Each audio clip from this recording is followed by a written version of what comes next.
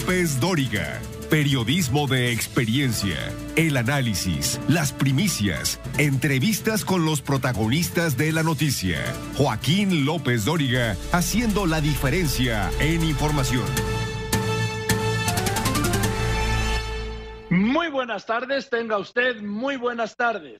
Es la 1:30 en punto, pero en punto, tiempo del centro de México, y yo soy Joaquín López Dóriga, transmitiendo para usted con mucho gusto, como todos los días, en vivo desde la Ciudad de México para toda la República Mexicana a través de 95, sí, a través de 95 estaciones de radio en todo el país y a través de otras 30 estaciones de radio más en Estados Unidos. En California, Arizona, Texas, Nueva York, Illinois, Georgia, Utah, Kansas, Oklahoma, Carolina del Norte y del Sur, Tennessee, Oregon, Colorado y Florida.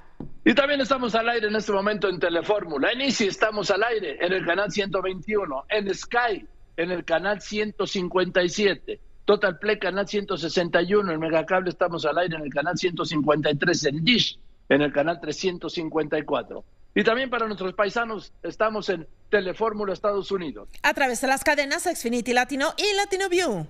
Y por supuesto también estamos en internet y en redes a través de radioformula.mx y a través de lopezdoriga.com. Y hoy es miércoles 4 de mayo del año 2022. Han transcurrido 125 días y faltan 240 y termina este año. Corre la semana número 18. ¿Y de quién es santo, Laura? ¿Cómo estás, Laura Pérez Cisneros? Me da mucho gusto saludarte como todos los días. ¿De quién es santo este miércoles 4 de mayo? Mi querido Joaquín, ¿cómo estás? Hoy celebra su santo Felipe y Santiago. Mil felicidades. Pues muchas felicidades a todos ellos, por supuesto que sí. Hoy a Santiago, bicifamiliar. Santiago, te mando un abrazo, ¿sí? Muchas felicidades hoy en tu santo. Muchas felicidades. Santiago Rodríguez Santi, te mando un abrazo también. Santiago Nieto, Santiago, te mando un abrazo, hoy es tu santo. Santiago Taboada, de la Benito Juárez, muchas felicidades. Santiago Krill, Santiago, muchas felicidades, hoy en tu santo. Santiago Levi, José Santiago Ili, muchas felicidades allá hasta Sonora, te mando un abrazo. Hoy también es el día de los Felipes, Felipe Calderón, un abrazo hoy en tu santo, muchas felicidades. Luis Felipe Gómez da Silva, como siempre, puntualmente, felicidades Luis Felipe Bravomena, Felipe Muñoz, el tibio, claro que sí, Felipe Chao, muchas felicidades. Hoy es cumple de mi querido Pepe Cárdenas. Pepe, muchas felicidades hoy en tu cumple. Y estamos a tus órdenes, mi Pepe, porque con este ya truco de la pandemia, vamos, ni un refresquín, nada. Así que estamos a tus órdenes, Pepe. También Ricardo Perlusquía, te mando un abrazo. Hoy es cumpleaños también de Sergio Bazáñez, el actor, muchas felicidades. Y si todo esto soy, Lau, que es miércoles 4 de mayo, nos quieres decir de quién va a ser santo mañana. Jueves 5 de mayo, aniversario de la batalla de Puebla. 5 de mayo de 1862. Te escucho. Con todo gusto, Joaquín. Mañana celebra su santo Silvano, Joviano, Irene, Peregrino, Ángelo y Crescenciana. Mil felicidades a todos ellos. No, pero mañana sí está muy complicado, ¿no? Así es, Joaquín. Bueno, muchas felicidades. Bueno, pues saluda al equipazo. Lola, ¿cómo estás? Muy buenas tardes, María Dolores Colín, Karina Macías, María Luisa Carreño, Sandra Jiménez, José Juan Padrón, el ingeniero Víctor Malpica, Fernando Robles, Alex Gasca, Óscar Saltarain, Gina Trejo Briceño, saludo por supuesto a Salvador Escobar. Hoy estamos empezando el año 29 aquí en Radio Fórmula. Jaime Azcárraga, muchas gracias y vamos contigo. Y muchas gracias a ustedes sobre todo, saben, porque si ustedes no están ahí, pues nosotros no estaríamos aquí, yo no estaría aquí. Y gracias por supuesto a todo este equipo de producción, de edición, de reporteros, de redacción, de producción, de radio, de Telefórmula. Gracias, muchas gracias a todos. En Telefórmula la saludo. Ana Berta Coronado, muy buenas tardes. Alonso Mancera, Diana Chávez Piña, José Antonio Méndez, Javier Mejía, Miguel Ángel Sánchez Telles, Dinora Corona. Y bueno, pues esto es algo de lo más importante que está ocurriendo hoy en México y en el resto del mundo.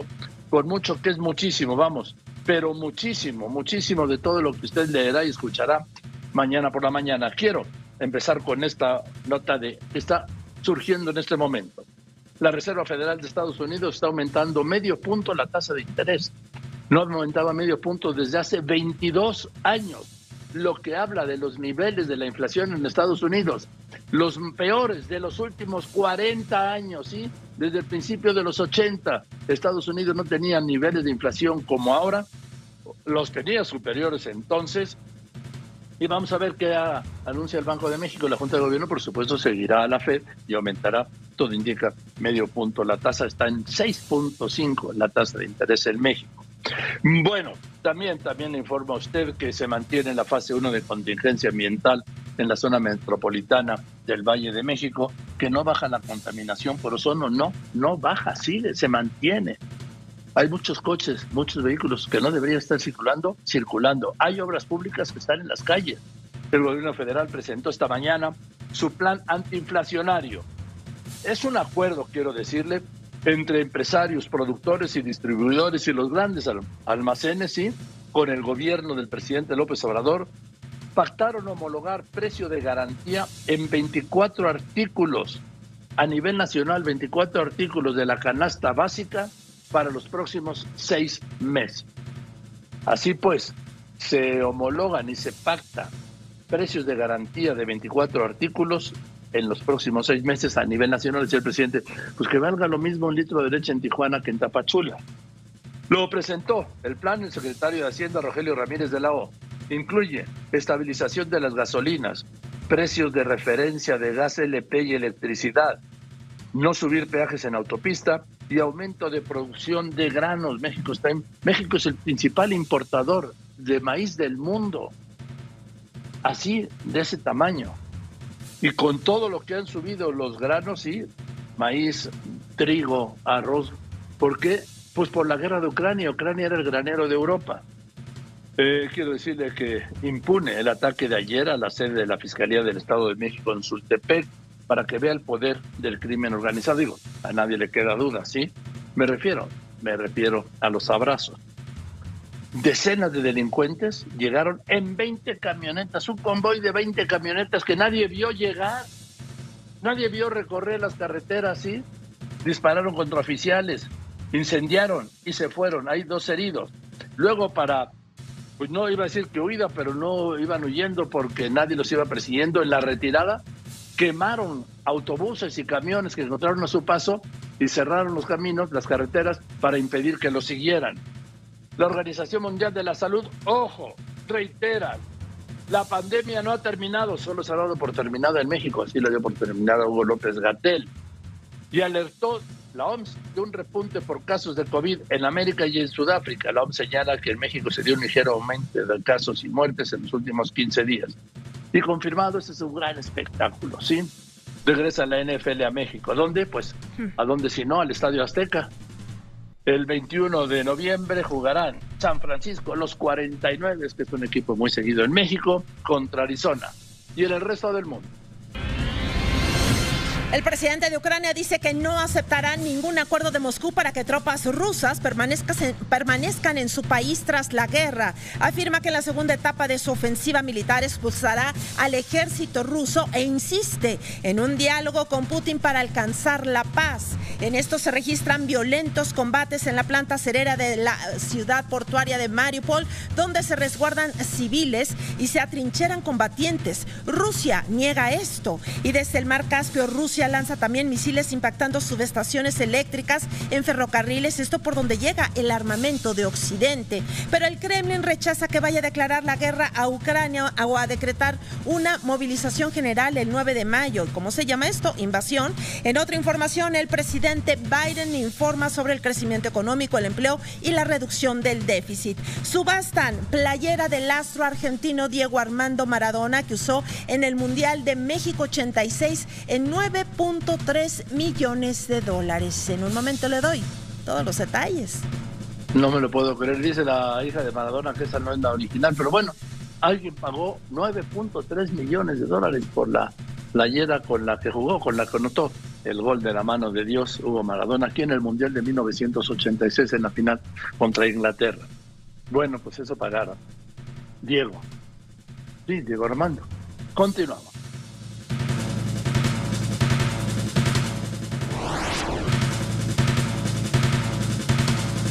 Mire, lo más importante de hoy es este acuerdo que logró el presidente López Obrador con empresarios, con productores, con grandes almacenes, con grandes distribuidores, con las tiendotas estas de Walmart y Chedraui y Soriana, ¿sí? ¿Para qué? Para congelar o para mantener, homologar, dijeron, usaron el verbo, lo usó el secretario Rogelio Ramírez de la O de Hacienda que hizo el anuncio, homologar los precios de 24 artículos de la canasta básica en todo el país, desde Tijuana hasta Tapachula. Eso no lo dijo el secretario, lo había dicho el presidente López Obrador, durante los próximos 6 meses. Te escucho, Sara Paz. Joaquín, el gobierno federal garantiza precios estables en 24 productos de la canasta básica durante los siguientes 6 meses. Ante dirigentes empresariales, el presidente Andrés Manuel López Obrador dio a conocer el paquete contra la inflación y la carestía que contempla 16 puntos. Entre ellos se mantienen los costos en productos como el aceite, arroz, atún, bistec y huevo. Los detalles más adelante. ¿Ven? Esto de lograrse, porque una cosa es que se anuncie y otra cosa es que se logre, será de gran ayuda porque la carestía está en uno de sus picos. Por ejemplo, pico en lo que va de este gobierno, pico en varios años, se ha disparado. Quiero decirle que se hizo una limpia en la Profeco, removieron a 3 subprocuradores y lo que me llama la atención es que cuando les dio posesión a Dan Augusto López Hernández hace un momento en la Secretaría de Gobernación, no estaba el titular de la Profeco, ya sabe que él solo va los lunes cuando lo invitan a las mañaneras. Y mientras tanto, Maru, te escucho, Maru Rojas, la otra cara, una versión, la del gobierno, como siempre de todos los gobiernos de la economía, y otra versión, como siempre, de la oposición. Cambia la oposición, cambian los gobiernos, pero los argumentos son los mismos, de gobierno en turno y de oposición en turno. Maru. Joaquín, los dirigentes nacionales del PRI y PRD reconocen la solidaridad del empresariado mexicano. Son exactamente las mismas empresas más atacadas durante la discusión de la reforma eléctrica y hoy con casi una inflación del 8%, la nula inversión, cero generación de empleo, son las que entran al quite para salvar al país. El avance. Bien, y voy contigo, Juan Antonio Jiménez. Este es el México real, te escucho. En México matan en promedio 10 mujeres al día y muchas más desaparecen en total impunidad mientras la sociedad y las autoridades voltean a otro lado, por lo que esta es una realidad que no se debe de permitir, así lo aseguró el ministro presidente de la Suprema Corte de Justicia de la Nación, Arturo Saldívar, quien recomendó celebrar una alianza entre las autoridades, las universidades públicas y privadas, así como la sociedad civil para revertir esta tragedia colectiva. Los detalles, Joaquín, más adelante. Gracias, voy contigo. Leopoldo Espejeres, ataque un convoy de 20 camionetas de delincuentes armados. 20 camionetas y todavía era de día, ¿eh? Te escucho, Leopoldo Espejeres. Joaquín, la Fiscalía Mexiquense realiza las diligencias correspondientes para ubicar a los responsables del ataque registrado la noche de ayer en instalaciones de esa dependencia, en el municipio de Sultepec, donde 2 elementos de la Policía Estatal resultaron lesionados. En la agresión, Joaquín, participaron decenas de hombres fuertemente armados, quienes también bloquearon el acceso a la zona con camiones y camionetas que fueron incendiadas. Joaquín. Gracias, esto es cerca, o dicho de otro modo, no muy lejos de donde hace poco los delincuentes asesinaron a 13 policías estatales del Estado de México. Ahí está el crimen organizado metido hasta el queque, Ya sabe, para ellos, abrazos. Y luego le voy a dar un dato que es muy interesante, cuando el presidente dice abrazos, no balazos, pero primero voy a ir contigo, perdón, Raquel Flores. Joaquín, el gobierno de la Ciudad de México rescindió el contrato con la empresa noruega DNB, designada para realizar una auditoría externa para investigar la causa del colapso de la línea 12 del metro, por considerar que en su tercer reporte inició un proceso tendencioso y de conflicto de interés. Así lo dio a conocer la jefa de gobierno Claudia Sheinbaum, quien adelantó que se interpondrán juicio civil y penal contra esta empresa. Joaquín. Qué raro lo que nos ha hecho público este tercer informe. Estoy buscando al representante de DNB en México, de DNB, a ver qué dice, a ver qué tenía de ese tercer reporte, que además no se ha conocido, quiero decirlo, lo tiene el gobierno de la Ciudad de México y lo está descalificando. ¿Qué tiene ese reporte DNB? Que lo están descalificando a la DNB, a esta empresa, y la amenazan. Además van a proceder en su contra. ¿Qué tiene? ¿Qué es lo que dice? No lo sé. Bueno, Óscar Zúñiga. Joaquín, el querer sustituir a las escuelas de tiempo completo no es nada más que un programa electorero que pretende dar dinero en mano propia a los padres de familia para pagar a profesores la estancia ampliada de sus hijos en los planteles, consideró la Unión Nacional de Padres de Familia. Joaquín. A la cabina. Gracias, voy a los anuncios. En un momento voy a hablar con el secretario de Hacienda. Sí, voy a tener la primera entrevista que le hago al secretario de Hacienda, Rogelio Ramírez de la O, con el anuncio que hizo hoy para contener la carestía al homologar los precios de 24 productos de la canasta básica. Continúa. Quédese aquí en Radio Fórmula, cadena nacional e internacional, con López Dóriga. Después de los anuncios, todo lo que está ocurriendo en este momento en México y en el resto del mundo, aquí en Grupo Fórmula.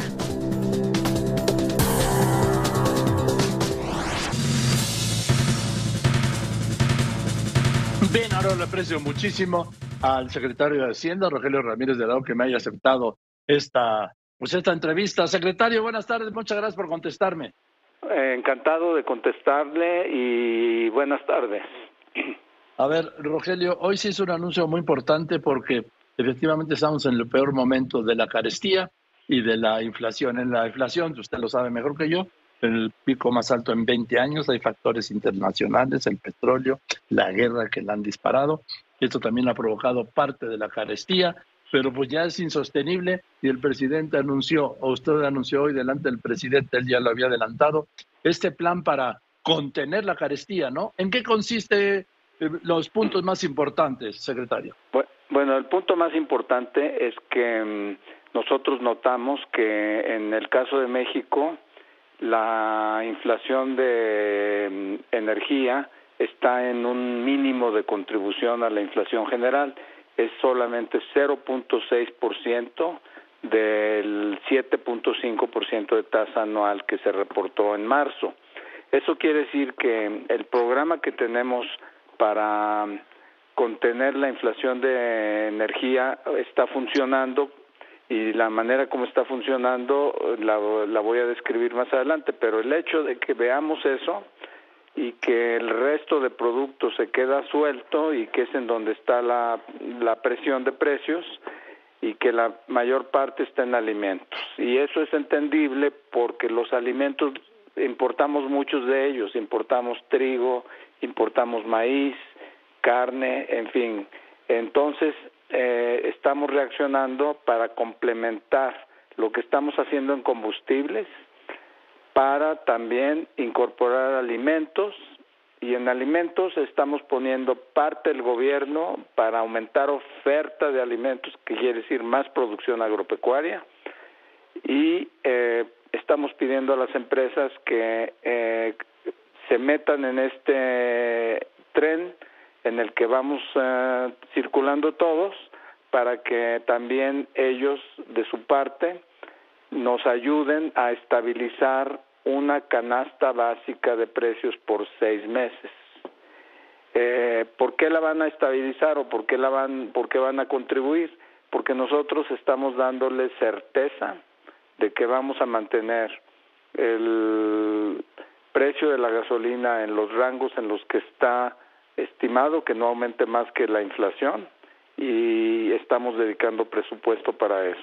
Pero también estamos comprometiéndonos a que vamos a aumentar la superficie sembrada para maíz, frijol y arroz. Y de ahí estamos yéndonos a dar fertilizantes a los pequeños productores, y de ahí estamos yéndonos a comprometernos para que las líneas ferroviarias que mueven carga no aumenten sus tarifas, y que más bien al contrario, que la tarifa de interconexión entre una línea A y una línea B, que cuando se conecta la carga se salta el costo de la interconexión a niveles que no se ven en otros países, que abatan ese costo. Entonces estamos poniendo sobre la mesa varias medidas que reducen los costos para las empresas, y las empresas están viendo esto y están reciprocando el apoyo a un programa en donde estemos los dos en sintonía, gobierno y empresas, para contener la presión inflacionaria, y nos estamos centrando en la canasta básica de 24 productos. Ahora, secretario Ramírez de la O, aquí hay un tema. La guerra de Ucrania ha disparado no solo el petróleo, sino algo que pues no era muy conocido para la mayoría, que Ucrania era el granero de Europa. Correcto. La guerra obviamente ha cancelado la producción, esto ha disparado los precios de todos los granos. Y México es el primer país productor de maíz en el mundo, lo que le ha pegado, pues, nos ha pegado justo en la línea de flotación. Correcto, así es. Por eso es que queremos nosotros aumentar nuestra oferta de maíz y también aumentar nuestra oferta de frijol y de arroz. Todo en la medida de lo que es realista y posible, para no estar ahí diciendo cosas que no son, ¿verdad?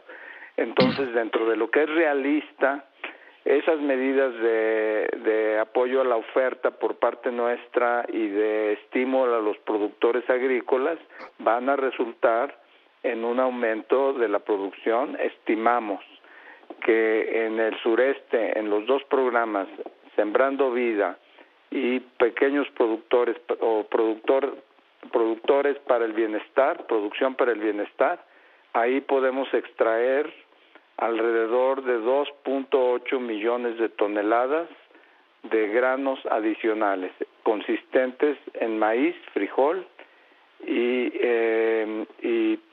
arroz. Y luego, por el otro lado, la Secretaría de Agricultura también tiene programado aumentar la superficie cultivada en otros estados, en donde también nos estamos comprometiendo con entrega de fertilizantes, y lo que nos dicen es con el puro fertilizante se nos sube la producción en 9 estados de la República en otros 2 millones de toneladas.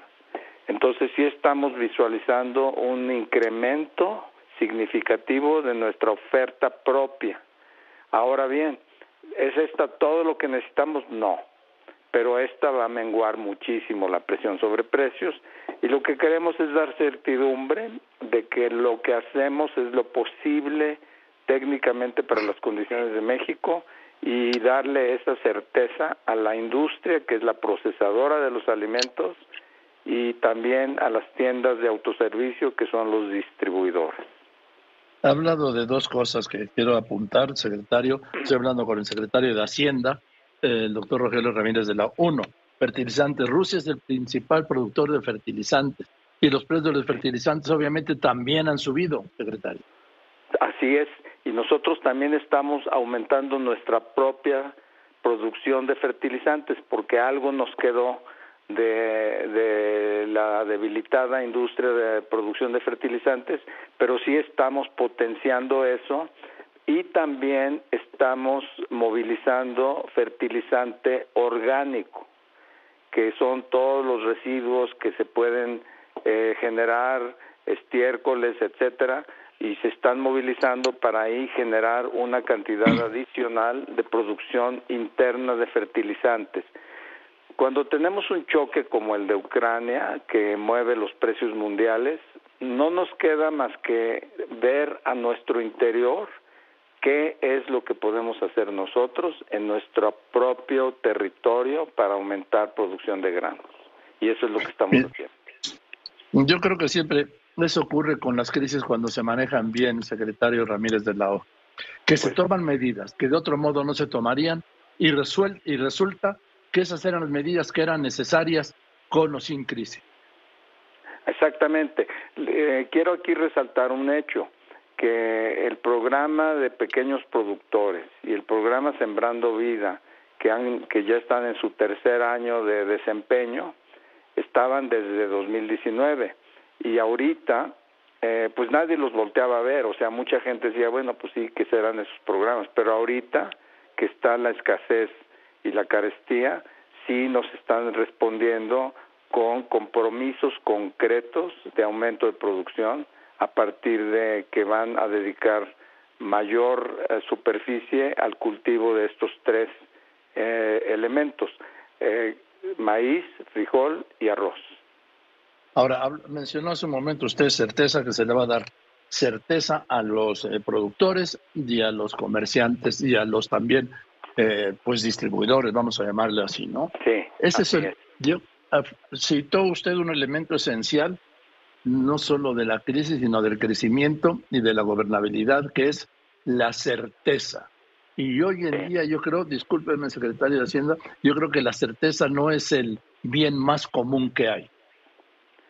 Pues sí, pero por algún lado vamos a comenzar, y aquí lo que queremos afirmar es que, y decirle también a la opinión pública, que están subiéndose a este proyecto de manera voluntaria porque entienden la conveniencia de que la pura intervención del gobierno en el precio de la gasolina ha representado quitarle 2 puntos de inflación al índice. O sea, el índice es 7.5% de inflación. Sí. En marzo sería 9.5%, un poquito más, si no hubiéramos intervenido. Entonces, la industria está viendo eso y está diciendo, dame la certeza de que tú vas a mantener este tope a la gasolina para que yo también aquí vaya formando mis expectativas de qué es lo que necesito ajustar de precio y en qué renglones y en qué artículos puedo sacrificar algo de margen, todo con el propósito de evitar una caída en el consumo de los hogares.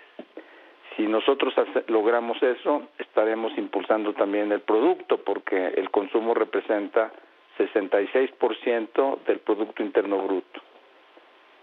Bien, ahora le pregunto, menciona que sin estos subsidios a la gasolina habría 2 puntos más de inflación, estaríamos cerca del 10%. Y le pregunto, secretario Ramírez de la O, ¿cuánto cuesta semanalmente o mensualmente, o si tiene ya la cifra anualizada, el subsidio a las gasolinas y el subsidio al IEPS, al cobro del IEPS y todo esto?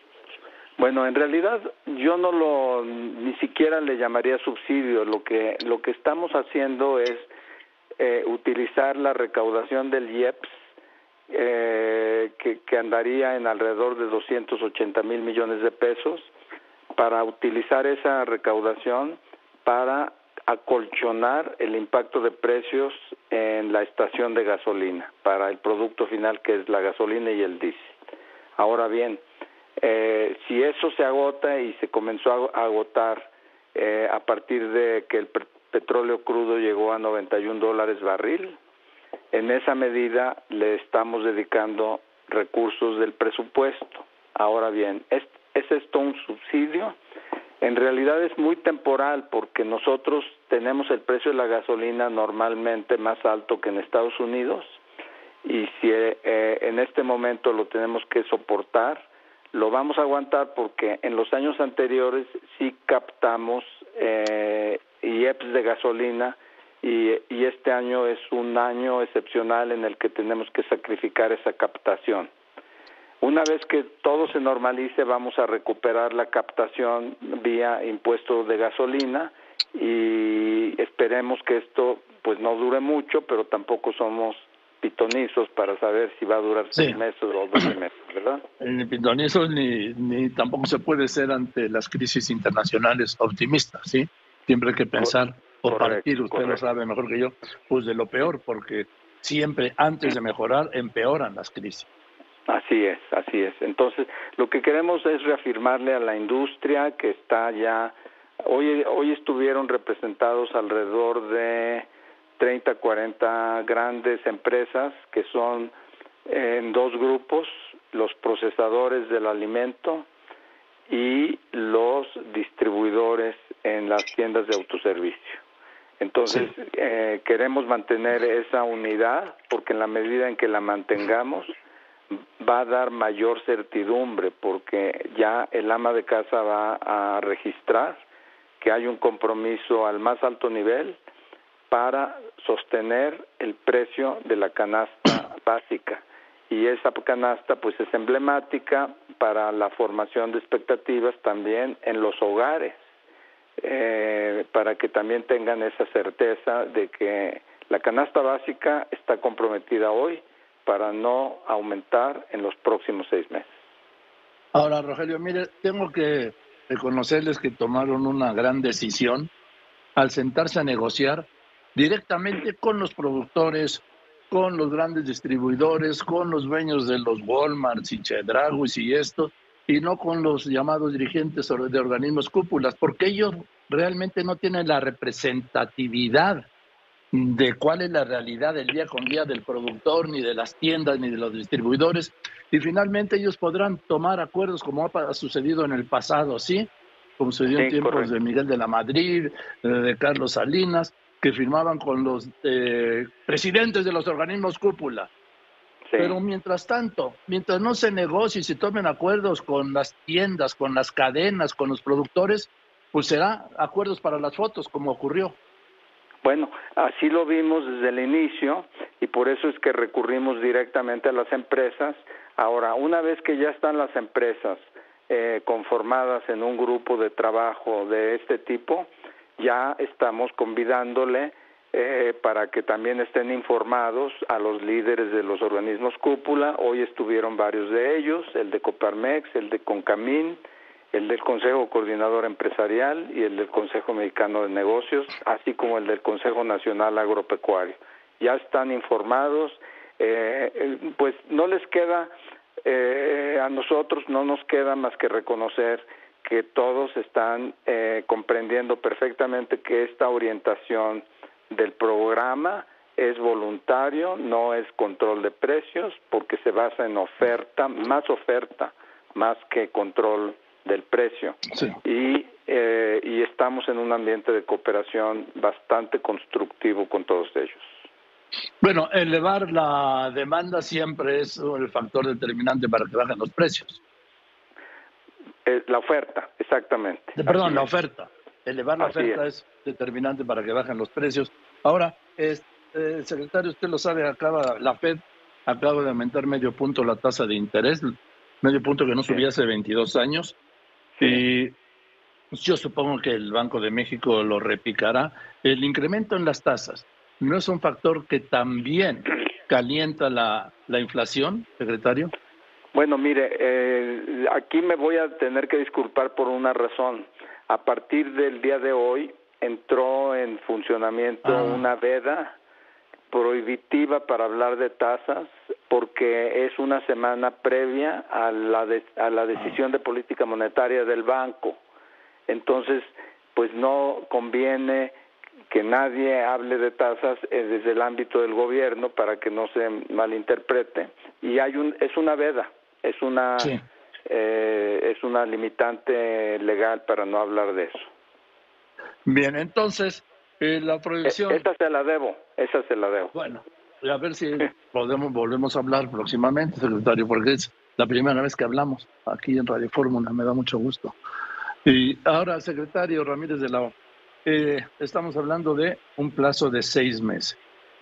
Entiendo que estas medidas no pueden ser más largas porque se convierten en ineficaces. Pero ¿cuál es la proyección que tienen? ¿En 6 meses bajaría la carestía? ¿Tienen algún nivel, alguna proyección? En 6 meses, ¿cómo ve el secretario de Hacienda la inflación, sin mencionar tasas? A menos que se agrave la crisis global, la inflación debería comenzar a tocar su pico pronto y empezar a bajar ahí. Puede durar el tiempo para volver a lo que era antes, pero lo que nos interesa es contener la expectativa que tienen las empresas, porque ellas basan en esa expectativa el precio futuro con el cual ellos hacen sus programas de producción y de ventas. Entonces nos interesa mucho incidir en la expectativa. Estamos seguros, bastante convencidos, sobre todo a partir del día de hoy, de que las empresas están revisando sus expectativas para que no se les pase la mano en una expectativa que está exagerada sobre la inflación. Si logramos impactar el precio de la canasta básica, ahí vamos a anclar la expectativa de muchos hogares de México sobre lo básico. Y eso es lo que más nos interesa. Bien, la inflación es el tema global, pero global sí. Las señoras que van al mercado como todos los días, millones de señoras y millones de hombres también, ¿cuándo van a ver que los huevos, que el frijol, que el arroz, que el atún y otros 20 productos más de la canasta básica se han abaratado? ¿O qué van a ver? ¿Que no han subido o que se han abaratado? Primero es la atención sobre la canasta básica, y ahí van a ver la canasta básica estabilizada en las cadenas que se comprometan, porque como esto es voluntario, pues no respondo por las que no estén en el programa, pero están las yo más hablo grandotas. de los 24 de la canasta básica. Por eso mencioné los que mencioné. Esos son los 24 productos de la canasta básica, y están con nosotros los más grandes distribuidores de esa canasta básica. Bien, mi pregunta al secretario Ramírez de Ló es: ¿cuándo las señoras que van al mercado y los hombres que también luego vamos, o muchos van permanentemente, periódicamente, van a empezar a ver que esos 24 productos de la canasta básica se han detenido o han empezado a bajar? Exactamente, ese es el propósito con esos 24 productos, y va a ser de muy corto plazo, quizás dentro de ya una semana empiezan a ver la estabilización de precios de esa canasta básica. Lo vamos a estar monitoreando nosotros, ya lo compartimos esto con las empresas y con los distribuidores, y vamos a estarlo monitoreando, nosotros mismos lo vamos a estar informando. Nos interesa mucho que se estabilicen estas expectativas sobre la canasta, y de ahí para adelante nos podemos hacer otros propósitos, pero vamos a comenzar paso por paso. Bien, secretario, pues le aprecio mucho que me haya contestado. Me dio mucho gusto hablar con usted, que me haya contestado esta llamada esta tarde, y pues seguiremos en contacto, porque yo tenía muchísimas preguntas, pero hoy me quise concentrar en ese tema de la canasta básica, que me parece que pues, es un esfuerzo que era indispensable, inaplazable, y yo espero, como le decía hace un momento, secretario Ramírez de la O, que los consumidores empiecen a ver que estos 24 productos de la canasta básica dejan de subir de precio, y en su momento que comiencen a bajar. Le aprecio mucho y le mando un saludo. Hasta luego, muchas gracias. Gracias, buenas tardes. Es Rogelio Ramírez de la O, el secretario de Hacienda. Te decía, es la primera vez que hablo con él, pero bueno, ya hablé con él y voy a unos anuncios de volada, ¿sí? Nada del ataque de ayer a la Fiscalía del Estado de México en Sultepec. La verdad es que el crimen organizado, y de un momento le voy a dar el dato que se acaba de publicar del índice de letalidad de la Guardia Nacional. A ver que ahí sí hay más balazos que abrazos, ¿sí? Y ojo, le insisto, no relaje las medidas. Está advirtiendo la Organización Mundial de la Salud que la pandemia no ha terminado, por más que el doctor López-Gatell haya dado por terminada, ¿sí? Y voy a hablar con el subsecretario de Transporte, Rogelio Jiménez Pons, para este proyecto, este proceso y proyecto de decreto. Ya sabe que vamos de decreto en decreto, decretazo en decretazo. ¿Para qué? Para mandar vuelos al aeropuerto Felipe Ángeles. Si la mesa de hoy es miércoles, sí, porque es miércoles de rompesemana, Roy Campo, René Casados y don Pepe Fonseca. Continúe. Para primeros mensajes, recuerda que aquí en López Dóriga, en Grupo Fórmula, abre la conversación con usted. Hay anuncios. Aprecio mucho al subsecretario de Transportes, de Comunicaciones y Transportes, me refiero al ex titular de Fonatur, Rogelio Ramírez de la O. Otro Rogelio, sí, Rogelio Ramírez de la O. Rogelio Jiménez Pons, me equivoqué de Rogelio, discúlpame. Rogelio Jiménez Pons, subsecretario de Transporte de la Secretaría de la Secretaría de Infraestructura, Comunicaciones y Transportes. Rogelio, buenas tardes. Buenas tardes, Joaquín, a tus órdenes. Gracias. A ver, estamos con el tema de este decreto que viene, no sé si ya estará listo o no, para reducir de 61 o 62 vuelos por hora, 50 los vuelos en el aeropuerto Benito Juárez, y trasladarlos principalmente al Felipe Ángeles, ¿es correcto? Sí, mira, de hecho son dos decretos, te comento. Vale. El primer decreto salió hace algunas semanas y se establecía en el mismo que el CENEA, el Sistema de Aeronavegación, determinara cuál era el rango que debía ser disminuido mediante un estudio. Este estudio ya se entregó, ayer lo presentó Jorge Arganis, el titular de la Secretaría, y se determinó que por distintas razones se tiene que bajar el 20% de las operaciones para desconcentrar, en las horas máximas, desconcentrar la saturación que para todos es evidente del aeropuerto Benito Juárez. Este decreto lo único que da es fortalece un posicionamiento técnico, el cual también ya se discutió con las líneas aéreas, y en consecuencia de este decreto se va a ir paulatinamente y de la mano de las empresas que irle quitando carga al aeropuerto Benito Juárez. Ahorita hemos convenido con las 3 principales aerolíneas nacionales a hacer fundamentalmente 2 campañas, porque ellos tienen convenios comerciales, obviamente, tienen que respetar sus ventas. La primera migración importante sería el mes de julio, mediados de julio, cuando empieza la temporada de verano, se migraría un número de la mitad del programa de anual. Estimamos unos 10 vuelos inicialmente por cada una de las líneas aéreas. ¿Sí? A ver, Rogelio. No, 10 vuelos en total en el día. De julio. 10 vuelos al día, bien. Sí. Y luego por cada una de las 3, o sea, estamos hablando de 30 vuelos más aproximadamente de las líneas aéreas grandes. Eso y otra campaña de migración de otra cantidad igual para el mes de octubre, que es cuando empieza la temporada de invierno. Eso ya está convenido en principio con ellos y sobre eso estamos arreglando ya detalles.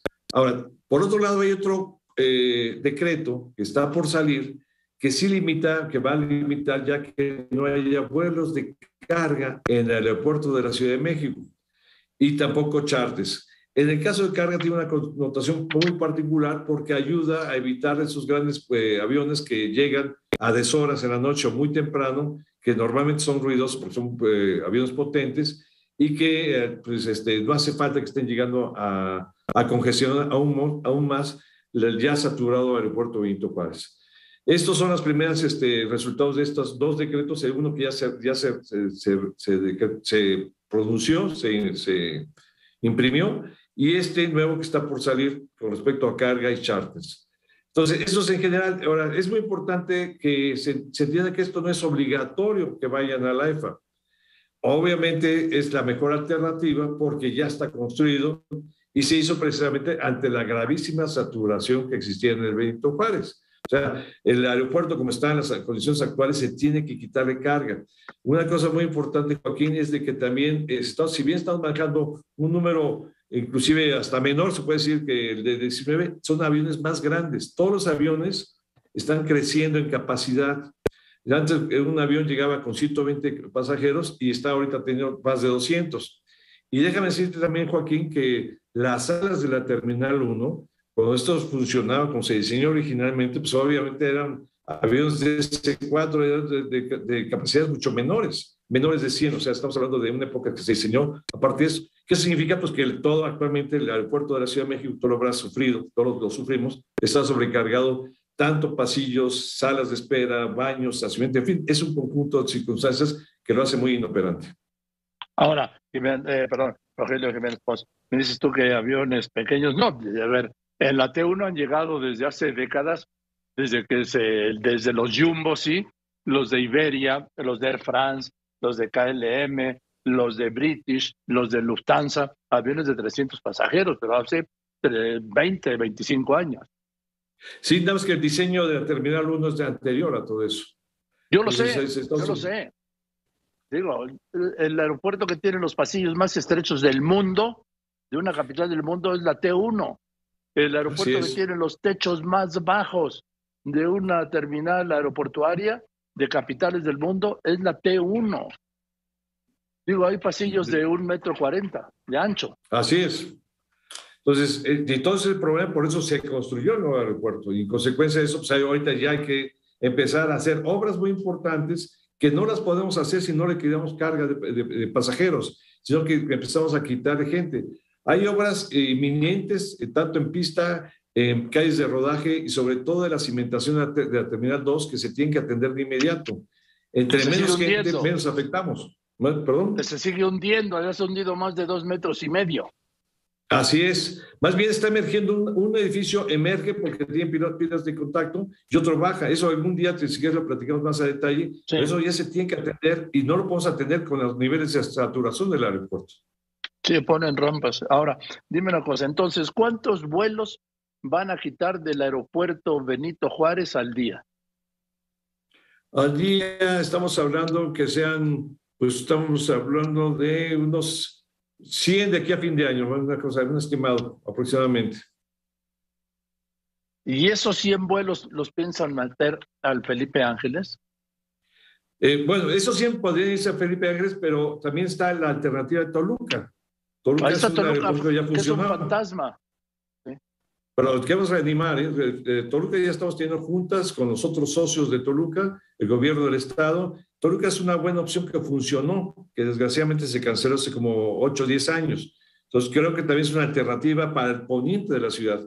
Acuérdate, que, Joaquín, que hay un proyecto de hace muchos años, hace décadas, de un sistema, ahora sí, metropolitano de aeropuertos, donde también entraban otros como el de Cuernavaca o inclusive el de Puebla. Entonces, todo esto nos puede hacer para esta megalópolis tener ya ofertas muy, muy dedicadas a las regiones de la ciudad. Ahora, pero yo creo que el más práctico es el de Toluca, perdón, el subsecretario Jiménez Pons. El de Toluca, claro. El de Toluca llegó a tener casi 7 millones de pasajeros al año y ahora no llega a 450,000. Así es, y eso se cansó. Yo recuerdo inclusive que su capacidad puede llegar hasta 8 millones. Desgraciadamente se cortó hace 8 años y se suspendieron sus vuelos. Ahora lo que se pretende es, ya lo empezamos a arreglar para empezar a mandar parte de esta desconcentración, porque se tiene que distribuir tanto en Toluca y sobre todo, principalmente, en el AIFA, que es el que mayor capacidad tiene y que tiene los sistemas más modernos y los mejores equipos. Yo me acuerdo que este desastre del aeropuerto de Toluca comenzó con la quiebra o la requisa, la desaparición, pues, de Mexicana de Aviación, que ocupaba prácticamente un 80-75% de la T1 del aeropuerto Benito Juárez, que luego rellenaron con Interjet, con Viva Aerobús y con Volaris. Pero luego vino la quiebra de Interjet. Así es. Quitaron todos los vuelos de Toluca. Así es, así fue, y creo que no fue acertada esa medida, porque lo único que se llevó a un congestionamiento muy ineficiente del Benito Juárez, que estamos padeciendo hoy día, y que nos ha impedido inclusive hacer obras, porque si nos podemos hacer obras bajo condiciones de saturación, sería un caos terrible. Ahora, subsecretario Jiménez Pons, ¿cuándo va a quedar listo todos los accesos para el Felipe Ángeles? Porque eso es fundamental. Está el aeropuerto terminado. El problema es llegar. Sí, bueno, ahorita tenemos ya bastantes alternativas. Yo creo que ya ahorita hay fácilmente 3, 4 alternativas de llegada. Yo he estado yendo al AIFA, inclusive he tomado, con unos amigos nos hemos citado de salir de la AIFA en 45 minutos estamos en Polanco, en comidas. O sea, yo creo que ya está habilitado. ¿En serio? Rogelio, ya estás, Rogelio Jiménez Pons, ya estás como el presidente, llevo 40 minutos. Si quieres, aquí está, inclusive me acompañan unos amigos. No, en serio, de veras, hemos hecho eso, tomado esos vuelos. Obviamente depende mucho el horario que tú estés manejando. Esto fue a mediodía, a las 2 de la tarde, salimos del AIFA y a las 2:45 ya estábamos nosotros en Mazarik. Eso sí te lo puedo afirmar y ese es. O sea, son hechos. Ahora, de veras, eso hay que probarlo, Joaquín. Yo te invito, no sé si ha sido últimamente, pero yo estoy invitando a todos los periodistas, porque sí nos interesa que ustedes, que son, ahora sí, líderes de opinión, constaten lo que estamos nosotros comentando. Hoy hay 3 vías muy claras de acceso al poniente, al oriente y el centralmente, que se pueden, dependiendo, obviamente hay que sortear los tránsitos de que siempre ha habido en esas vías, como Insurgentes Norte, como el Periférico Norte, dependiendo de los horarios, pero sí está a distancias muy accesibles el Felipe Ángeles. Un punto más para terminar, Rogelio Jiménez Pons, subsecretario de la Secretaría de Industria, perdón, de Infraestructura, Infraestructura, Comunicaciones y Transportes, es que tantos años de ser la SCT, ahora es la SICT. Rogelio, seguimos degradados en la aviación por la Administración Federal de Estados Unidos. Le dijeron que esto se iba a arreglar, esto fue el 25 de mayo, se va a cumplir un año, dijeron que se arreglaba en agosto, luego que en octubre, ahora el día 25 se cumple un año sin que se pueda recuperar la categoría 1. ¿Qué pasa con eso? ¿Qué está pasando? Y las compañías aéreas mexicanas no pueden aumentar rutas a Estados Unidos ni crear nuevas rutas. Y eso es muy importante lo que acabas de decir, porque ahorita vienen las vacas gordas, después de haber pasado la crisis de COVID. México se está recuperando muy bien, estamos llegando a muy buenos niveles, pero necesitamos volver a poder abrir nuevas plazas en Estados Unidos, y es prioritario, como bien lo indicas.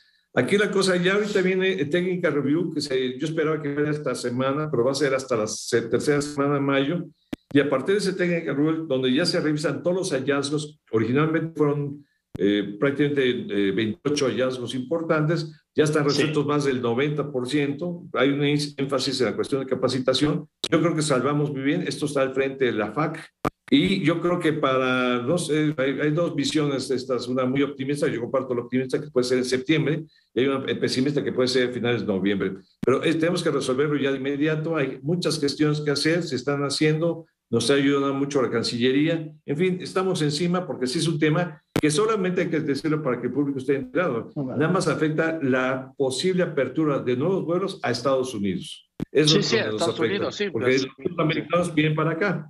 Los americanos no tienen problema de llegar a No, México, al contrario, las líneas aéreas, ayer me decía el vocero del ASPA, las líneas aéreas de Estados Unidos han crecido 27% y las mexicanas 6% por este impedimento de la degradación. Así es. Y estamos perdiendo mercado indudablemente.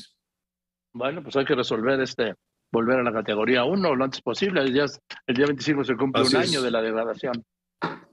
Así es, y esperamos que ya esta Technical Review funcione ya, se resuelva todo.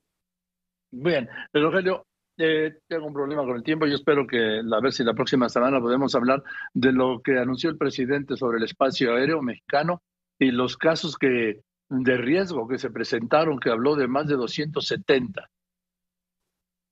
¿Te parece? Con gusto, Joaquín. Porque eso es la seguridad ya de los pasajeros y de los aviones. Gracias, Rogelio Jiménez de la O. Muchas gracias, Rogelio Jiménez de la O. Hoy es que con los Rogelios estoy de cabeza. Muchas gracias, Rogelio Jiménez Pons, subsecretario de Transporte de la Secretaría de Infraestructura, Comunicaciones y Transporte. Voy a unos anuncios y regreso con la mesa. Roy Campo, René Casados y don Pepe Fonseca.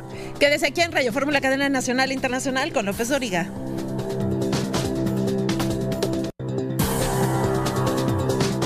Bueno, pues esta mañana mi compañero Oscar Mario Beteta, el director del Sistema de Transporte Colectivo, Guillermo Calderón, del Metro, pues dijo que no hay ninguna fecha fatal para la reapertura de la línea 12.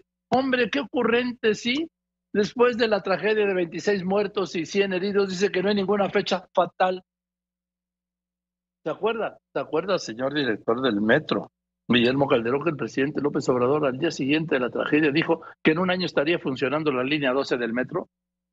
El año se cumplió ayer, anoche. Anoche se cumplió un año de la tragedia. Y todavía no tiene ni para cuándo. No hay ninguna fecha fatal, dice el director del Metro. Qué tacto, ¿no? Qué tacto. Yo tengo más información con Laura Pérez.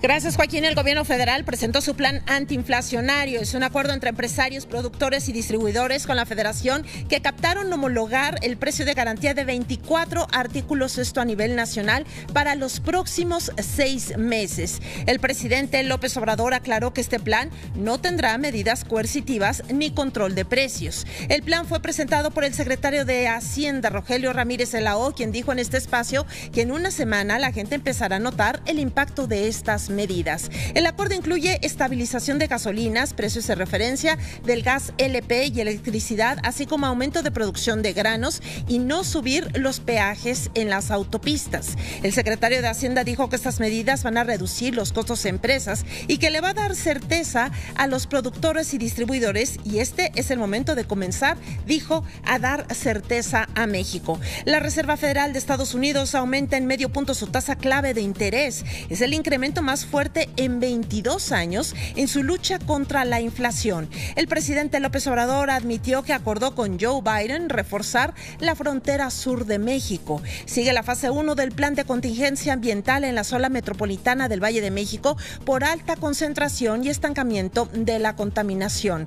Y la jefa de gobierno, Claudia Sheinbaum, informa que se rescindió el contrato de la empresa noruega DNV que hizo el peritaje independiente del colapso en la línea 12. Adelantó que van a emprender acciones civiles y penales. Joaquín. Ahora he estado buscando al director o al representante de México de DNV y no hay modo de encontrarlos ante esta acusación tan grave. Voy a unos anuncios y regreso con la mesa Recampo, René Casados, don Pepe Fonseca. Y pues no hay forma, se mantiene la contingencia ambiental, ¿sí? Se mantiene la contingencia ambiental ¿Y por qué separaron de sus cargos a un subprocurador y 2 directores de la Profeco?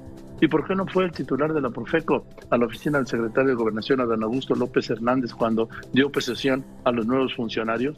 ¿Por qué no estaba el titular? Continuamos. Quédese aquí en Radio Fórmula, cadena nacional e internacional. Recuerda que López Dóriga es su mejor compañía aquí en Grupo Fórmula. Voy contigo, Raquel Flores. ¿Por qué canceló el gobierno de la Ciudad de México el contrato para la revisión y análisis de la tragedia del colapso de la línea 12 del metro? ¿Y por qué Claudia Sheinbaum está anunciando que los va a demandar? ¿Qué es lo que hay? ¿Qué es lo que está pasando? Te escucho, Raquel. Buenas tardes. Gracias, Joaquín. Muy buenas tardes. Efectivamente, el gobierno de la Ciudad de México ha rescindido el contrato con la empresa noruega DNB, designada para realizar una auditoría externa para investigar la causa del colapso de la línea 12 del metro, por considerar, Joaquín, que en su tercer reporte inició un proceso de tendencioso y de conflicto de interés. Así lo anunció la jefa de gobierno, Claudia Sheinbaum, quien adelantó que se interpondrá un juicio civil y probablemente penal contra esta empresa. Detalló que en este tercer y último informe sobre la causa raíz del desplome de un tramo elevado de la llamada línea dorada no cumplió con lo que la empresa se había comprometido, ni tampoco con la metodología de la misma. Así lo dijo Joaquín. Desde hace ya algunas semanas a esta empresa. Es un informe, este tercer informe, deficiente, mal ejecutado, con problemas técnicos, tendencioso y falso, el tercer reporte. Entonces, por estas razones que iniciamos este procedimiento de rescisión de contrato y demanda civil contra la empresa. Pues Joaquín, más adelante darán a conocer los detalles de este informe, por lo cual pues no están de acuerdo con la empresa DNB. El reporte. Pues a ver, gracias, Raquel. Le he buscado, insisto, al representante de DNB y no hay modo. No tienen nada que decir o no quieren decir nada. Y voy contigo, Andrea Meraz, ¿sí? El tema de la alerta aquí que el doctor López-Gatell dio por terminada la pandemia de COVID, pero resulta que la Organización Mundial de la Salud no te escucha. Así es, Joaquín. La Organización Panamericana de la Salud alertó que después de 12 semanas, México reporta un ligero aumento de casos y fallecimientos de COVID-19 en los últimos 15 días. Esto de acuerdo con Ciro Ugarte, director de emergencias en salud de la OPS, quien enfatizó que a pesar de las bajas cifras en casos y muertes, la recomendación es no relajar las medidas de protección contra este virus. Y es que, aunque este contexto, y son buenas noticias de que bajen, estén en mínimo los casos y fallecimientos, no hay condiciones para declarar el fin de la alerta de la pandemia. En algunas partes de América del Norte, pues también se está viendo un resurgimiento de variantes y sublinajes del coronavirus. Y también habló sobre este COVID largo en menores de edad. Indicó que todavía la prevalencia es incierta, pero ojo, si existen y en los niños se están presentando fatiga, deterioro cognitivo, dolor en articulaciones, ansiedad y depresión. Es el reporte, Joaquín. Gracias por tu reporte, Andrea Meraz. Yo voy en los anuncios, después de los anuncios vamos con la mesa, sí. Roy Campo, René Casados y don Pepe Fonseca. Continuamos. Quédese aquí en Radio Fórmula con López Dóriga. Les decía, es miércoles de mesa.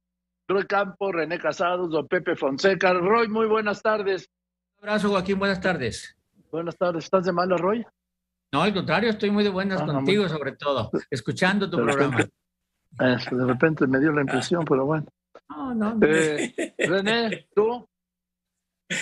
Mi estimado Joaquín, de buenas y felicitándote por esos 28 años de apasionante vuelta al día en 80 mundos de noticia, de información, periodismo, con tu estilo y tu signo siempre profesional, Joaquín. Enhorabuena. Gracias. Don Pepe, tú sí estás de buenas, ¿no? Entonces una provocación. Yo siempre estoy de buenas. Eso.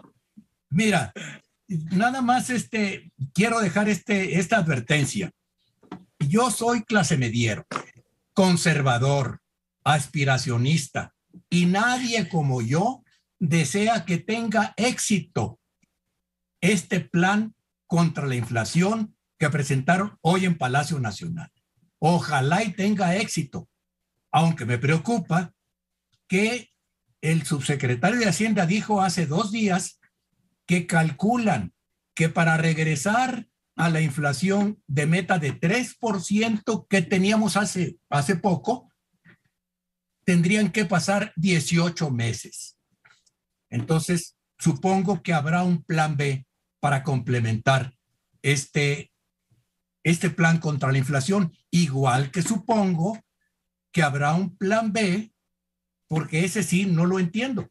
No entiendo por qué el presidente manda una reforma electoral cuando acaban de rebotarle la eléctrica y llama traidores a la patria a aquellos cuyo voto necesita para que le aprueben la reforma electoral que necesita mayoría calificada. ¿Por qué la manda? Dice que por principio. No lo sé, Joaquín. La verdad, no sé. Ojalá y nos lo pudiera alguien explicar, aunque sea el secretario de Gobernación. Gracias, Joaquín. A ver, Roy, ¿tú sabes algo? A ver, del tema de la reforma electoral vamos a dar otro espacio para hablar, si quieren, en otro segmento, pero primero quiero coincidir con Pepe, ojalá le vaya bien. A ver, el fin del programa anterior justo dijimos que todo lo que estaba pasando, todo lo que veíamos, tenía en medio un problema que era la inflación, y esa no es de conversación pública, esa no es de conversación de la política. Hable o no hable el presidente de la inflación, el ciudadano lo sentía cada vez que iba a comprar algo. Entonces, y eso todo ciudadano, no nomás el pueblo, que él llama el pueblo, el medio, el fifí, todos lo sentían esta inflación. Bueno, así que ojalá funcione. Este es dice Pepe que debe haber un plan B. No, este es un arranque. Digamos, esta es una patada de arranque. Si tú lees el documento, dice, se espera que más empresas se sumen, vamos a hacerlo extensible, dicen, sí, dependiendo del impacto, o sea, quiere decir que van a ir evaluando, okay. Pero lo que sí es que, como dije el miércoles pasado, el hecho de que se firme un acuerdo que saque al presidente de su agenda, porque el acuerdo lo saca de su agenda, significa que el problema no es sencillo, el problema es grave. El presidente hubiera querido no entrarle a este tema. El problema, tener que requerir a los empresarios, a los que de repente ataca para decir apoyen, es que el problema es grave. Esto, por ejemplo, vimos, la semana que entra hay otra medida que no depende de él. ¿Por qué? Porque la semana que entra seguramente Banco de México va a subir tasa de interés. O sea, va a subir, y la tasa de interés va a estar arriba del 8%, cuando hace un año tal vez estábamos en el 4%. O sea, duplicamos. Simplemente es para tratar de controlar un impuesto al pueblo, que es la inflación. Es un impuesto al pueblo, es un impuesto a consumo, a ingreso, es un impuesto a vivir en México. Entonces yo creo que ojalá le vaya bien a este acuerdo, y si el presidente luego en un poco tiempo puede presumir que no nomás paró la inflación, sino que la bajó sustantivamente, hay que aplaudirle. Bien, René, por favor. Sí, el presidente dice bien, Roy, se sale de su tema de conversación, pero diría la opinión popular lo salen. Y lo que lo sale es que con la realidad ha topado un presidente que ha hecho y ha privilegiado de la búsqueda de inicio en su gobierno de dar respuesta a la pregunta de quién manda aquí. Bueno, él se ha preocupado constantemente por ello, pero aquí se comprueba, como él lo anunció también en su momento, que la política era solo un asunto de sentido común, que no requería ciencia y que no era complejo.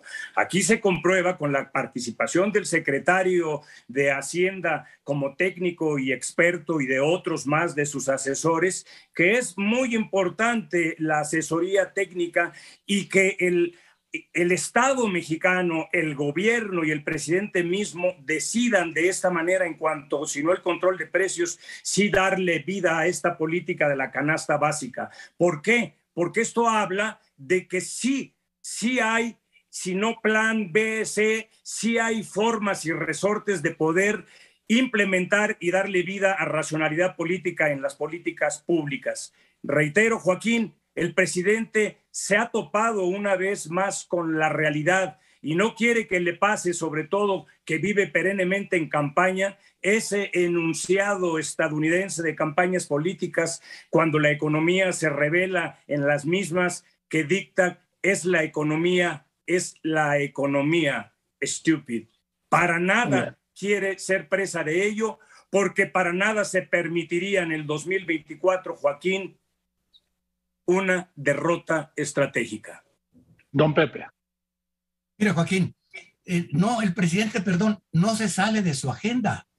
En eso difiero tanto de mis distinguidos gurús, porque mira, es su agenda. Si la inflación, ¿cómo va? y se va a tardar 18 meses en bajarla, aún con este plan.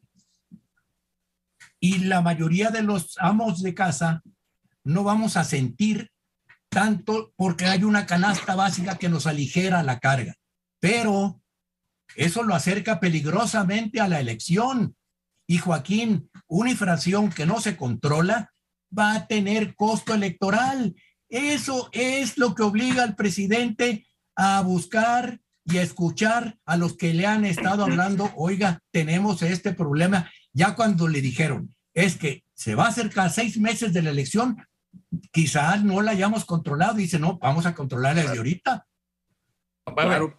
Por eso, mi querido Pepe, dije, no se sale, lo salen. Estás diciendo lo mismo, Pepe, dice, eso lo obliga a hacer, lo obligaron, es una realidad. Sí. Él quisiera que la agenda en la mesa estuviéramos hablando de su propuesta de reforma, menos dinero a los partidos, desaparición. Ese es un bluff, por eso yo me niego a hablar de ella. Pero él quisiera que estuviéramos hablando de eso. Y no que estuviéramos hablando de la dificultad de los mexicanos con los precios de alimentos. Porque entonces sí, no hay gobierno que aguante una caída económica de ese tamaño. Entonces el presidente actúa, pero por obligación, no porque tenga diseñado esta agenda. Actúa, Roy, querido, actúa porque tiene que actuar. Porque de hecho, para cualquier pueblo y para cualquier gobierno, todavía más, así es una crisis económica. No solo por sobrevivencia política. Estoy de acuerdo, Joaquín. Esto iba a decir que esto no es un acto de comunicación, es un acto de gobierno. O sea, esto es lo que hizo, esto es lo que tiene que hacer. No es un acto de faramaya, no, es un acto de gobierno lo que hoy vimos, no de comunicación. Oye, pues, Joaquín, llama la atención, fíjate, hace semanas tuvimos en todo el país, creo que en 25, 26 de los 32 estados, paros de transportistas sí, en todo el país, quejándose de las carreteras y diciendo, tienen que oírnos porque están matando a 5 choferes diarios, dijeron, ¿no? Dijeron incluso los tramos carreteros. Bueno, el primer punto de este acuerdo, el primer punto en las medidas de distribución, porque primero habla de medidas de producción y luego medidas de distribución, inicia diciendo fortalecimiento de la estrategia de seguridad en carreteras. Es decir, cuando se puso a trabajar, a platicar con las empresas, volvieron a plantearle, señor presidente, pero hay inseguridad en nuestras carreteras, nos están matando. Y entonces el gobierno respondió diciendo, ok, entonces protegemos más las carreteras. Pero hasta ahorita reaccionó, no reaccionó cuando se lo pidieron hace semanas. Bueno, ahora, es que eso lo entiendo por el personal de estilo, pero lo que te voy a decir una cosa, la inseguridad, sí, mata choferes, que es una tragedia, eso se inscribe en el... pues ya estamos en 119,400 homicidios dolosos en lo que va de este gobierno. Yo creo que para el día 20 habrán superado los 120,000 homicidios dolosos antes de que termine este mes, pues. Roy, el hecho de la inseguridad eleva los costos porque muchos tienen que pagar personal de seguridad extra y transportes escoltas de seguridad extra. Y todo eso eleva los costos. Acuérdate de Limón. El Limón tenía su componente de incremento en la inseguridad en Michoacán. Y en la delincuencia organizada. Exactamente. Igual que el aguacate, pues, o sea, tiene su componente que ahí, por eso es fortalecimiento de estrategias de seguridad, que se inscribe en el otro problema que está grave, que en este momento, ¿no? O sea, tú ves Caborca, y ves Escuinapa, y ves el Estado de México ayer. Y ves Michoacán, y ves Guanajuato, y ves Zacatecas, y ves San Luis, y ves Colima, y ves Baja California, y ves Chihuahua, y ves Veracruz. Digo. Ahí está. Eso es la seguridad y la economía. Y es que, Joaquín, qué bueno que citaste la cuestión de homicidios, esto es la violencia. Y el presidente lo hace no solamente por supervivencia política, sino porque tiene que tomar decisiones, como dice Roy, de un acto de gobierno. Aquí hablaba yo de que es una política y una acción vital del gobierno mexicano, del Estado mexicano, de asumir su responsabilidad, de otorgar seguridad mínima, sí, en la violencia a los ciudadanos, pero en la economía mínimos a la existencia cotidiana de los mexicanos, donde tú le dijiste al secretario, esto pasa por una palabra y una acción fundamental que es la confianza. el presidente también sabe que tiene que construir y tiene que ofrecer mínimos de certidumbre y confianza para que en términos de la economía se active la economía, como también platicaste con el secretario de Hacienda, desde el lado de la oferta, esto es, desde el lado de la inversión. Y en cuanto a los homicidios, pues bueno, claro, no solamente la realidad se padece, se ve y se sufre y la siente el propio presidente, sino que ve que en el indicador, ¿sí?, más del 60 y tantos % de la opinión pública condena precisamente lo que considera un fracaso de esta política contra la violencia y la impunidad, ¿sí? Así como también cuando está condenando en la evaluación del presidente, que lo premia popularmente en la persona del presidente, pero que lo descalifica en cuanto a la gestión y resultados concretos por parte del gabinete y del secretariado y del funcionariado. A ver, don Pepe. El punto no son los homicidios, Joaquín. Es una tragedia nacional, 120,000 asesinatos en lo que va de este sexenio. Pero la otra gran tragedia, que es a la que quiere cerrar los ojos y cierra los ojos este gobierno, es que crecientemente a lo largo y ancho de la República, el crimen organizado, las bandas, distintas bandas del crimen organizado, se apoderan ya o influyen en sectores productivos de la sociedad mexicana. Ahorita que hablábamos del asalto al transporte de carga, todos esos asaltos, ya yo se los conté hace 15 días, ya tienen construida su red de distribución. Claro. Sí, sí. Para vender eso. Y o vendes o plomo. Así que pues vende. Y entonces ya no solamente es la informalidad, sino también la formalidad por donde están vendiendo. Y así van penetrando poco a poco ante la indiferencia de este gobierno y sus abrazos, van pudriendo a la sociedad mexicana las bandas del crimen organizado. Y si no se apura el presidente, igual que la inflación, a 6 meses de que se celebren las elecciones, se va a encontrar con que los dos grandes problemas de la economía y de la inseguridad le van a representar un costo que en este momento todavía ni siquiera ha calculado. No, un costo que todavía no es siquiera no es el tiempo de calcular, me parecería, don Pepe. Perdón. Porque pues esos costos solo se ven cuando se conoce el resultado de las elecciones. Antes no hay modo de medirlo. O sí, Roy, tú que te dedicas, tú que eres todo eso de los números. No, o sea, es una medida. A ver, el problema de este tipo de medidas es que los ciudadanos somos el laboratorio. O sea, se hacen las medidas y luego se ve qué pasa y puede funcionar o no funcionar. El problema es que así es un laboratorio. Así es en general la economía, la sociología, así es. O sea, hay soluciones que no son mágicas. O sea, puede funcionar. Por eso decimos, y creo que dijo bien Pepe al principio, esperemos que funcione, porque necesitamos que funcione, no nomás lo de la economía de seguridad. Voy a arrancar a lo de la reforma electoral porque Pepe no nos ha dado su opinión, nomás digo que era un bluff, ahorita que nos dé su opinión. Lo que yo opino es, efectivamente el presidente la saca en un momento donde sabe que en ese momento no tiene para aprobarse, y donde sabe que en ese momento él tiene un arma para decir, y ataco al INE, y ataco al tribunal, y ataco a los opositores, traidores, o sea, como un discurso político, pero sí pone una propuesta. Si esa propuesta electoral no tuviera dos componentes, el componente de desaparición del INE y de la forma de nombrar consejeros y magistrados, si no tuviera esos dos consejeros, estuviéramos analizando seriamente una propuesta que tiene varias cosas valiosas. O sea, tiene varias cosas valiosas, como una nueva forma de distribuir los tiempos de radio y televisión, tiene una nueva forma de distribuir a los diputados, menos diputados, todos por lista, tiene quitar los plurinominales senadores, es decir, muchas de las cosas que tiene podrían ser salvables, discutibles y negociables, pero le metió dos elementos que automáticamente las hacen impresentables ante la oposición. La oposición revira con una reforma que también sabe que no se va a aprobar. O sea, dice una segunda vuelta y sabe que tampoco tiene los votos. Y entonces estamos viviendo ante la necesidad tal vez de una reforma electoral, pero dos posiciones irreconciliables, cuando podrían platicar y hacer alguna reforma adecuada. A ver, Roy, René, por favor.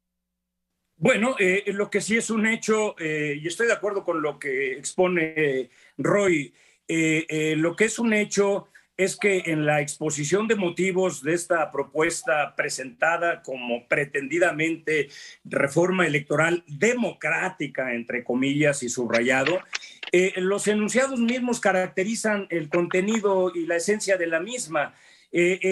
La pretensión central de la reforma constitucional a estos 18 artículos, de inicio empieza, y así lo han comunicado tanto el presidente y los propios propagadores de la misma, descalificando a las autoridades electorales. Ese es un inicio que es negativo en todo sentido. Cuando precisamente si algo ha caracterizado a quienes organizan, administran las elecciones, ha sido su eficacia probada, tanto de hoy INE como el Tribunal Federal, como la organización que hacen con los ciudadanos. Habría necesidad de más tiempo, Joaquín, para hablar y poder yo opinar de cómo esto es un 4+, una estratagema burda y una trampa por parte del presidente en estos momentos. Es un bluff del presidente. Control político, sino de prolongar lo que hemos mencionado René, siempre, una ofensiva de campaña política. René, entiende, es un bluff del presidente. A ver, no tiene la mayoría calificada para que pueda ser aprobada y Straque la quiere pasar a fuerza. No va a pasar, él lo sabe. ¿Por qué la mandó? Preguntémonos por qué. A ver, dentro de un año va a tener que relevar a 4 consejeros, Joaquín. 4 consejeros, incluyendo Lorenzo Córdoba. Y no tiene la mayoría calificada que requiera nombrar 4 consejeros. Entonces, ¿qué vamos a tener para el 24? Un INE incompleto, mocho, y un INE que seguramente lo van a dejar sin recursos y va a ir sin dinero y sobrecargado el trabajo de la estructura del INE. Así quieren ir en ese caos a la elección presidencial. Bien, permítanme, voy a un corte, regreso con las conclusiones. Y pues que se haga la prueba Marcelo Ebrard, porque ayer estuvo todo el día, bueno, un largo rato con Blinken, el secretario de Estado, y están anunciando que la prueba que se hizo Blinken de PCR acaba de dar positivo. Y ya lo aislaron. Mire, ahí están, sin cubrebocas, por supuesto, ¿no? Pues ya acabó la pandemia. Entonces Blinken sin cubrebocas, Ebrard sin cubrebocas. Por cierto, como que está embarneciendo Ebrard, ¿no? Bueno, por lo menos en esta foto. Bueno, lo que le quiero decir es que pues se tiene que hacer la prueba. Porque ya ve que no usan el cubrebocas. Porque no, pues ¿cómo? Continuamos. Quédese aquí en Radio Fórmula y recuerde que juntos iniciamos el año 29 aquí con López Dóriga. Hablar hace 2 minutos, dice, me informan, Anthony Blinken salió positivo por COVID-19. Me acaban de hacer una PCR, informo resultado, saludos. Bueno, pues ahí está ya la respuesta de Marcelo Ebrard. No más falta que ahora salga positivo, cuando se tiene que ir el jueves a la gira de Centroamérica. Mañana la gira de Centroamérica, que va el presidente Guatemala, El Salvador, Honduras, Belice y La Habana. A ver, nomás falta que salga positivo. Bueno, entonces nomás acompañarían al presidente, los secretarios de la Defensa y de Marina. Pero a ver, continuamos con la mesa, las conclusiones. Roy, por favor. A ver, Joaquín, el presidente que hoy vi en la mañana, es el presidente que hubiera querido, que quisiera ver más o menos seguido. Un presidente que no usa la mañanera para polarizar, para dividir, para señalar, sino usa para hacer gobierno y para hacer uniones, ¿no? Y dice, aquí están los empresarios, vamos a trabajar para esto. Y luego mañana se va a una gira de trabajo por Centroamérica y luego en junio va a ir en teoría va a ir a una gira a Estados Unidos. Este es el presidente y no el presidente que está en la mañanera como si estuviera en un meeting señalando opositores, llamando traidores, como si estuviera en campaña, ¿no? Entonces yo creo, por eso dije hace rato, que lo que vemos hoy no es un acto de comunicación, sino es un acto de gobierno. Bien. René, rápidamente una conclusión, por favor. Sí, si así hubiera sido desde el principio, mi Roy, qué bueno hubiera sido y no hubiera dilapidado tantos capitales, sobre todo la alta legitimidad para buscar mejor desempeño. Cuando yo mencioné lo de la trampa, el 4 de la burda estratagema de la reforma, y en la opinión de don Pepe, pues seguimos coincidiendo, don Pepe. Pues sí, justo mucho de esto es para el control político, para ver en avanzada qué va a suceder con las siguientes elecciones y sobre todo la del 24. Es esta ofensiva que el presidente utiliza de continuo, de esta retórica de comunicacional de campaña, para poner contra la pared o pretender poner contra la pared a lo que él llama no solamente sus opositores, sino sus adversarios y a veces enemigos. Sin demérito, como dijo Roy, también coincido, Joaquín, de que hay puntos rescatables en la iniciativa y otros también razonablemente razonables a analizar y discutir.